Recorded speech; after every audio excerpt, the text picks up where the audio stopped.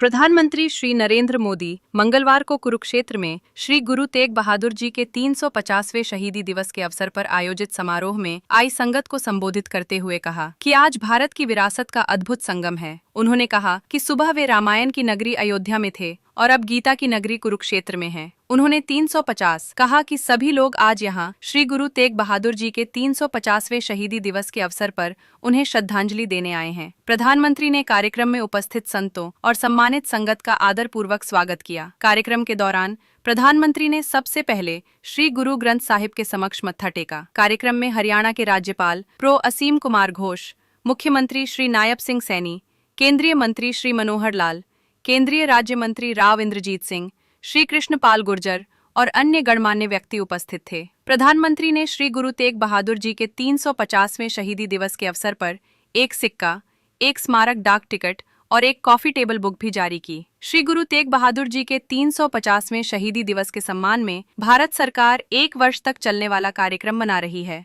जो बोले सो निहाल।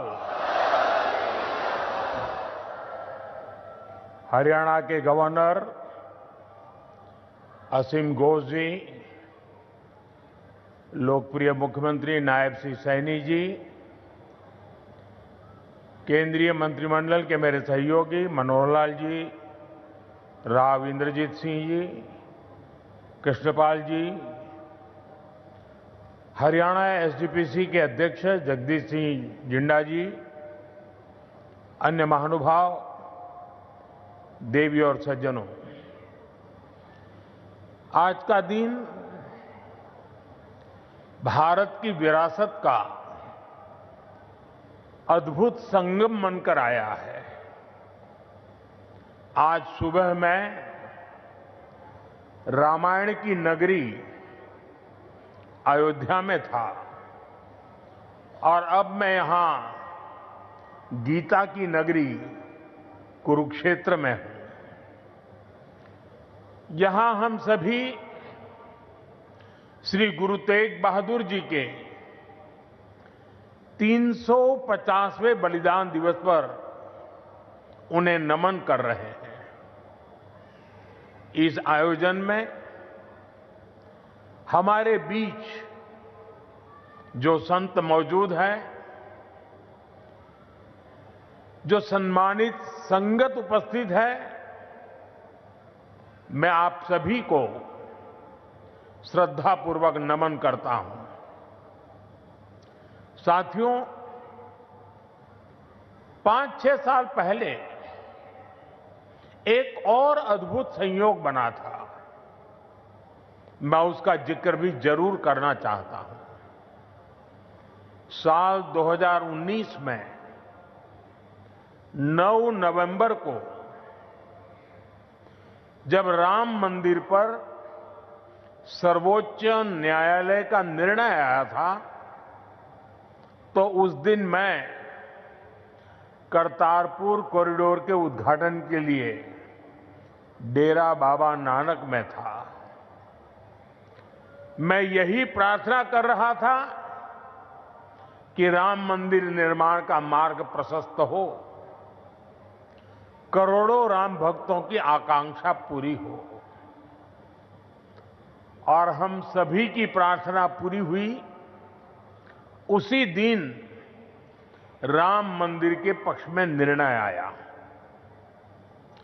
अब आज अयोध्या में जब धर्म ध्वजा की स्थापना हुई है, तो फिर मुझे सिख संगत से आशीर्वाद लेने का मौका मिला है। साथियों, अभी कुछ देर पहले कुरुक्षेत्र की भूमि पर पांचजन्य स्मारक का लोकार्पण भी हुआ है। कुरुक्षेत्र की इसी धरती पर खड़े होकर भगवान श्री कृष्ण ने सत्य और न्याय की रक्षा के उसे सबसे बड़ा धर्म बताया था।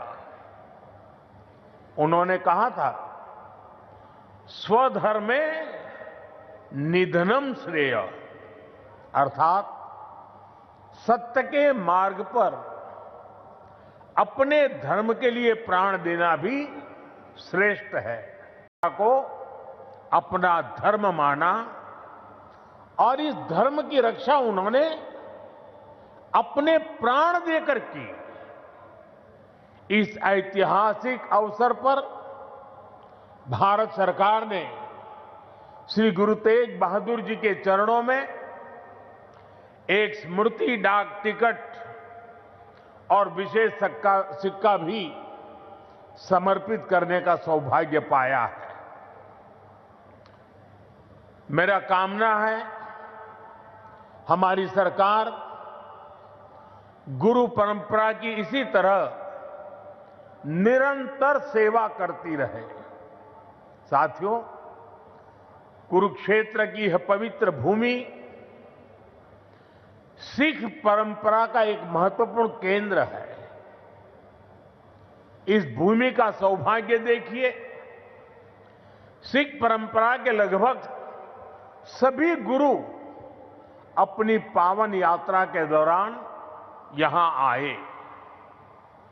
जब 9वीं पातशाही श्री गुरु तेग बहादुर जी इस पवित्र भूमि पर पधारे तो उन्होंने यहां अपने गहन तप और निर्भीक साहस की छाप छोड़ी थी।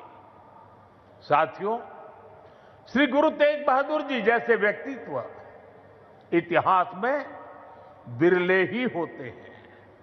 उनका जीवन, उनका त्याग, उनका चरित्र बहुत बड़ी प्रेरणा है।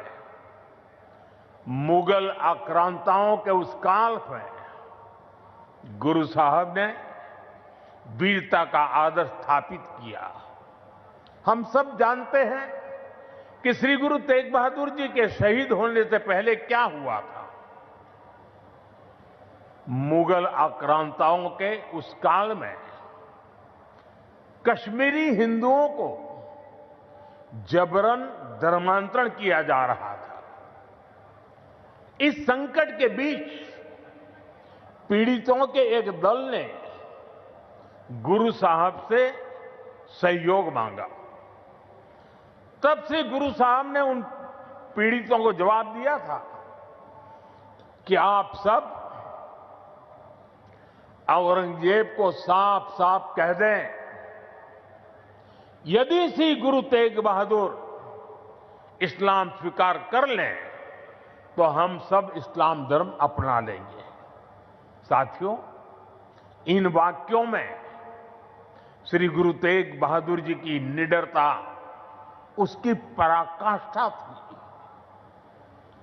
इसके बाद जिसकी आशंका थी वही हुआ।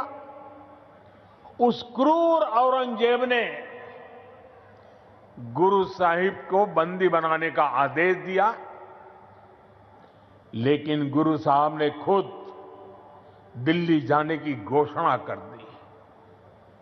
मुगल शासकों ने उन्हें प्रलोभन भी दिए, लेकिन श्री गुरु तेग बहादुर अड़िग रहे।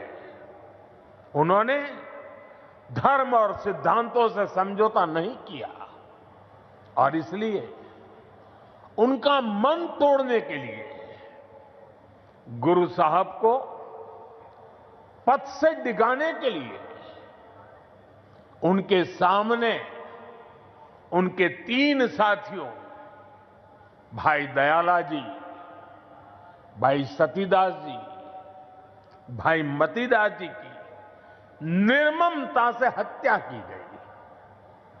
लेकिन गुरु साहब अटल रहे, उनका संकल्प अटल रहा। उन्होंने धर्म का रास्ता नहीं छोड़ा।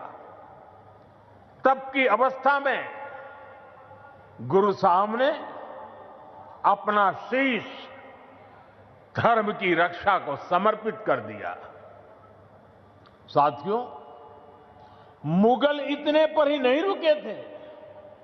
उन्होंने गुरु महाराज के शीश को अपमानित करने का भी प्रयास किया, लेकिन भाई जेता जी ने अपने पराक्रम के बल पर उनके शीश को आनंदपुर साहब पहुंचाया। इसलिए ही श्री गुरु गोविंद सिंह जी ने लिखा है,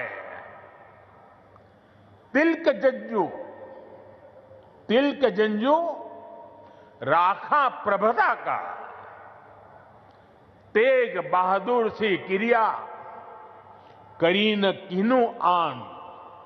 इसका अर्थ था कि धर्म का तिलक सुरक्षित रहे, लोगों की आस्था पर अत्याचार न हो, इसके लिए गुरु साहिब ने सब कुछ न्यौछावर कर दिया। साथियों, आज गुरु साहब की इसी बलिदान भूमि के रूप में आज दिल्ली का शीशगंज गुरुद्वारा हमारी प्रेरणा का एक जीवन स्थल बनकर खड़ा है। आनंदपुर साहब का तीर्थ हमारी राष्ट्रीय चेतना की शक्ति भूमि है और आज हिंदुस्तान का जो स्वरूप शेष है, उसमें गुरु साहब जैसे युग पुरुषों का त्याग और समर्पण समाहित है।